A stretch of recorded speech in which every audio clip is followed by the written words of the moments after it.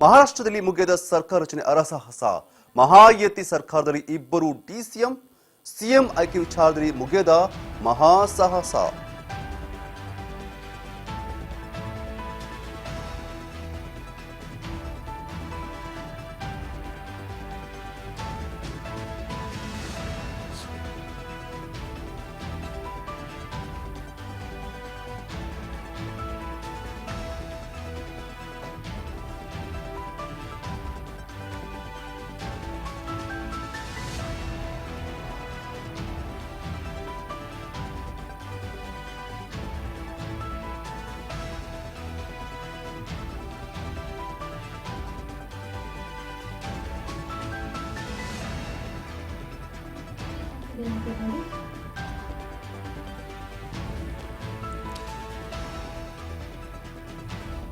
ಮಹಾರಾಷ್ಟ್ರದಲ್ಲಿ ಮಹಾಯುತಿ ಮೈತ್ರಿಕೂಟ ದಾಖಲೆಯ ಜಯವನ್ನು ಗಳಿಸಿದ್ರು ಕೂಡ ಸರ್ಕಾರ ರಚನೆ ಮಾಡಲು ಮಾತ್ರ ಇಂದಿಗೂ ಸಾಧ್ಯವಾಗ್ತಾ ಇಲ್ಲ.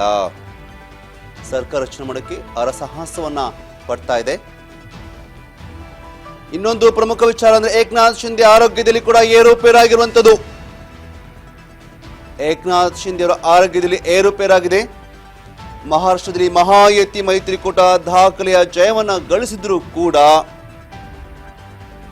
ಇನ್ನೂ ಸರ್ಕಾರವನ್ನು ರಚನೆ ಮಾಡೋಕ್ಕೆ ಅರಸಾಹಸವನ್ನ ಪಡ್ತಾ ಇದೆ.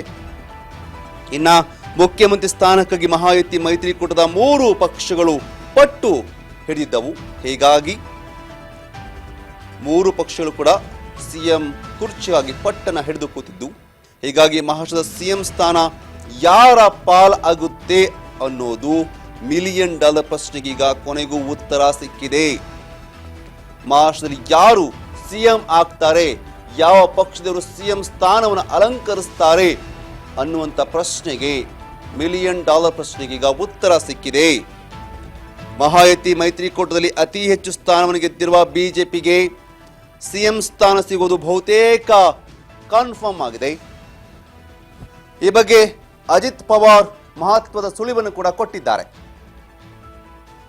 ಮಹಾರಾಷ್ಟ್ರ ಮುಂದಿನ ಸಿಎಂ ಬಿಜೆಪಿ ಪಕ್ಷದವರೇ ಆಗಲಿದ್ದಾರೆ ಅಂತ ಅಜಿತ್ ಪವಾರ್ ಹೇಳುವ ಮೂಲಕ ಎಲ್ಲ ಕುತೂಹಲಗಳಿಗೆ ಬ್ರೇಕ್ ಹಾಕಿದ್ದಾರೆ. ಮಹಾರಾಷ್ಟ್ರದ ಮುಂದಿನ ಸಿಎಂ ಯಾರು ಆಗ್ತಾರೆ ಅಥವಾ ಯಾವ ಪಕ್ಷದವರು ಆಗ್ತಾರೆ ಅನ್ನುವಂಥ ಕುತೂಹಲ ಸಾಕಷ್ಟು ಇತ್ತು. ಆ ಕುತೂಹಲಕ್ಕೆ ಬ್ರೇಕ್ ಹಾಕಿದ್ದಾರೆ ಅಜಿತ್ ಪವಾರ್. ಇನ್ನು ಮೈತ್ರಿಕೂಟದ ಇಬ್ಬರು ನಾಯಕರಿಗೆ ಉಪಮುಖ್ಯಮಂತ್ರಿ ಸ್ಥಾನ ದೊರೆಯಲಿದೆ ಅನ್ನೋದು ಕೂಡ ಈಗ ಪವಾರ್ ಹೇಳಿದ್ದಾರೆ. ಅಧಿಕಾರ ಹಂಚಿಕೆ ಬಹುತೇಕ ಅಂತಿಮವಾಗಿದೆ. ಇನ್ನೇನು ಕೆಲವೇ ದಿನಗಳಲ್ಲಿ ಸಿಎಂ ಹಾಗೂ ಡಿಸಿಎಂ ಹಾಗೂ ಯಾರೆಲ್ಲ ಯಾವ ಪಕ್ಷದರು ಯಾವ ಸ್ಥಾನವನ್ನು ಪಡ್ಕೊಳ್ತಾರೆ, ಯಾವ ಸಚಿವ ಸ್ಥಾನ ದೊರೆಯಲಿದೆ ಅನ್ನೋದನ್ನ ಹೇಳ್ತೀವಿ. ಎಲ್ಲದೂ ಕೂಡ ಅಂತಿಮವಾಗಿದೆ ಅನ್ನೋದನ್ನ ಹೇಳಿದ್ದಾರೆ. ಆದರೆ ಬಿಜೆಪಿಗೆ ಸಿಎಂ ಸ್ಥಾನ ಫಿಕ್ಸ್ ಆದರೂ ಕೂಡ ದೇವೇಂದ್ರ ಫಡ್ನವೀಸ್ ಸಿಎಂ ಆಗ್ತಾರಾ ಇಲ್ವಾ ಅಥವಾ ಹೊಸಬರಿಗೆ ಮಣೆ ಆಗ್ತಾರಾ ಅನ್ನುವಂಥ ಪ್ರಶ್ನೆ ಕೂಡ ಇರುವಂಥದ್ದು. ಆದರೆ ಒಂದು ಮೂಲಗಳ ಪ್ರಕಾರ ಬಿಜೆಪಿ ನಾಯಕ ದೇವೇಂದ್ರ ಫಡ್ನವೀಸ್ ಅವರೇ ಸಿಎಂ ಪಟ್ಟ ಒಲೆಯಲಿದೆ, ಅವರೇ ಸಿಎಂ ಆಗ್ತಾರೆ ಎನ್ನಲಾಗ್ತದೆ. ಇನ್ನೇನು ಅಧಿಕೃತ ಘೋಷಣೆ ಮಾತ್ರ ಬಾಕಿ ಇರೋದಂತೆ. ಮಹಾರಾಷ್ಟ್ರದಲ್ಲಿ ಬಿಜೆಪಿ ಇನ್ನು ತನ್ನ ಚುನಾಯಿತ ಶಾಸಕರ ಸಭೆಯನ್ನು ಬೇರೆ ಕರೆದಿಲ್ಲ. ಇಷ್ಟು ದಿನ ಆದರೂ ಕೂಡ ಅಥವಾ ಪಕ್ಷದ ಶಾಸಕಾಂಗ ಪಕ್ಷದ ನಾಯಕರನ್ನ ಆಯ್ಕೆ ಮಾಡಿಲ್ಲ. ಆದರೆ ಸರ್ಕಾರದ ರಚನೆ ಕಸರತ್ತು ಬಹುತೇಕ ಅಂತಿಮ ಹಂತಕ್ಕೆ ಬಂದಿದೆ. ಇನ್ನೆರಡು ದಿನಗಳಲ್ಲಿ ಸಿಎಂ ಹೆಸರು ಘೋಷಣೆ ಮಾಡುವಂಥ ಸಾಧ್ಯತೆ ಇದೆಯಂತೆ.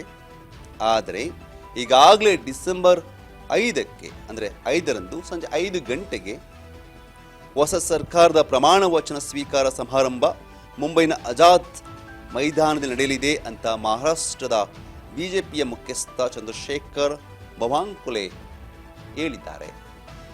ಇನ್ನೂ ಕೂಡ ಸಿಎಂ ಯಾರಾಗ್ತಾರೆ ಏನಾಗ್ತಾರೆ ಅನ್ನೋದು ಕೂಡ ಗೊತ್ತಿಲ್ಲ. ಅಲ್ಲದೆ ಯಾವ ಪಕ್ಷದ ನಾಯಕರಿಗೆ ಏನೆಲ್ಲ ಮಂತ್ರಿ ಸ್ಥಾನ ಸಿಗಲಿದೆ ಅನ್ನೋದು ಕೂಡ ಗೊತ್ತಿಲ್ಲ. ಬಟ್ ಎಲ್ಲದು ಅಂತಿಮಗೊಂಡಿದೆ. ಅಂತಿಮ ಆದ ಬಳಿಕ ಅಂತಿಮಗೊಂಡಿದ್ದು ಈಗಾಗಲೇ ಡಿಸೆಂಬರ್ 5ಕ್ಕೆ ಸಂಜೆ 5 ಗಂಟೆಗೆ ಎಲ್ಲರೂ ಕೂಡ ಪ್ರಮಾಣ ವಚನವನ್ನು ಸ್ವೀಕರಿಸಲಿದ್ದಾರೆ ಎಂದಿದ್ದಾರೆ.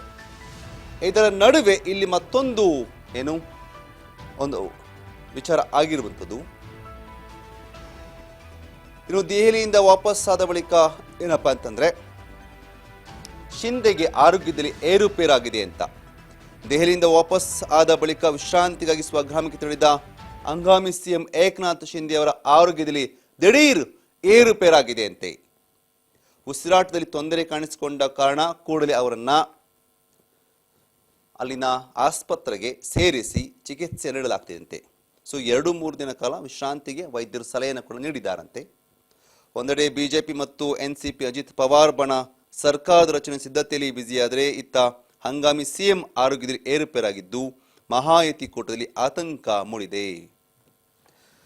ಮಹಾರಾಷ್ಟ್ರದಲ್ಲಿ ಚುನಾವಣೆ ಆಲ್ರೆಡಿ ಇದೆಲ್ಲ ಆಗಿ ಕೂಡ 7 ದಿನ ಆಗಿದೆ, 1 ವಾರನೇ ಕಳೆದೋಗಿದೆ. ಆಗಿದ್ದು ಕೂಡ ಮಹಾಯುತಿ ಕೂಟಕ್ಕೆ ಸಿಎಂ ಅನ್ನು ಆಯ್ಕೆ ಮಾಡಿಕೊಳ್ಳುವಲ್ಲಿ ಇಂದಿಗೂ ಕೂಡ ಅವರ ಸಾಹಸವನ್ನು ಪಡ್ತಾ ಇದೆ.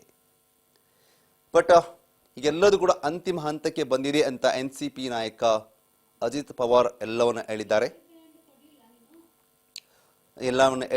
ಇನ್ನೇನು ಎಲ್ಲವೂ ಕೂಡ ಅಂತಿಮಗೊಂಡಿದ್ದು ಕೆಲವೇ ದಿನಗಳಲ್ಲಿ ಅನೌನ್ಸ್ ಮಾಡ್ತೀವಿ.